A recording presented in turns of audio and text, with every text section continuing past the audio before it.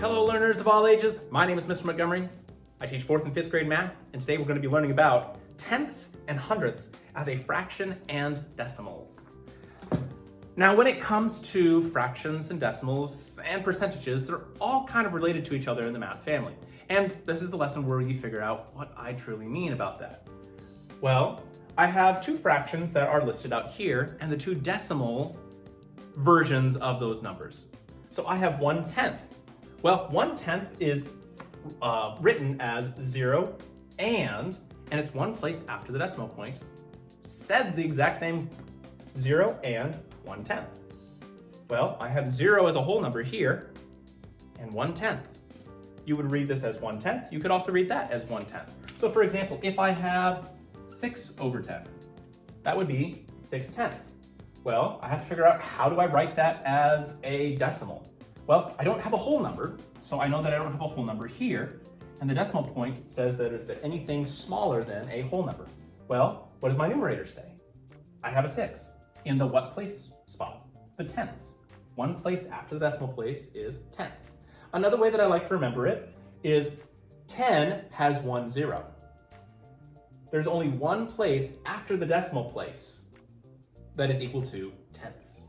Now, similarity, if I have 6/100ths, hundredths has two places after the decimal place, just like it has 2 zeros.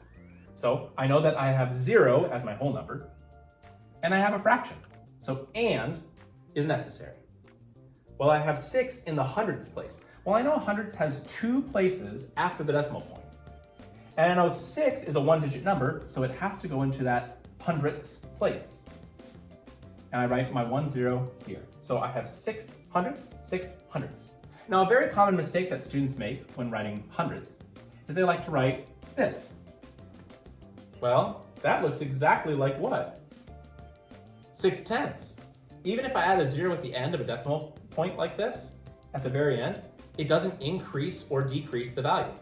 That would be similar to saying 60/100ths, but if I divide both sides by 10, that means crossing out 1 0 here, 1 0 here, it's still equal to 6/10.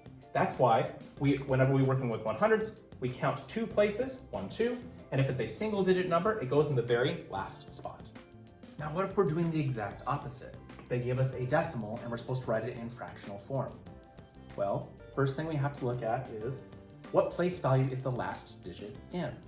Well, for this one, it's only one place after the decimal place. Would that be hundredths or tenths? It would be tenths because it has 1 0, right? So it's one place after the decimal point. Well, I don't have a whole number, so I don't have to worry about a whole number, but I do have to worry about a fraction, and we already said that it was in the tenths place. Well, this is basically the number that's telling me what my numerator is. It's a 4 in the tenths place. So those two are equal. When we get to 67, well, I have two spaces after the decimal point, which means that I know for a fact that it's going to be in the hundredths place. And I have the number 67. Well, 67 is going to be my numerator. Now it's a little bit more tricky when it is a decimal place that only has one digit. I still have two digits after the decimal place. That's still in the hundredths place. But I only have the number 8. So I'm just going to put 8 as my numerator. Even if you put 0, 8, well, the value is still 8. Now, when it comes to percentages, this is a little bit tidbit. You don't have to worry about this for your lesson, but it's just a little bit more of a fun fact. Anything that you put over 100 can be put as a percentage, such as this one. 8 over 100, well, that is 8%. 67 over 100, well, that's 67%. Even if I have this, I can still convert it to hundredths, right? I can multiply each side by 10. So 10 times 10 is 100, and 4 times 10 is 40. That would be 40%. 4/10 is equal to 40%. Do you see how decimals, fractions, and percentages are all related to one another? All right, my 4th grade friends. If you take a look on page 204, that is a homework page. We're going to be doing homework page 204, numbers 1, 2, and 3. The directions say write the fraction as a decimal. you'll have 9 hundredths, 55 hundredths, and 4 tenths. If you have any questions on how tenths and hundredths are written as fractions and decimals, please let me know when you come to class.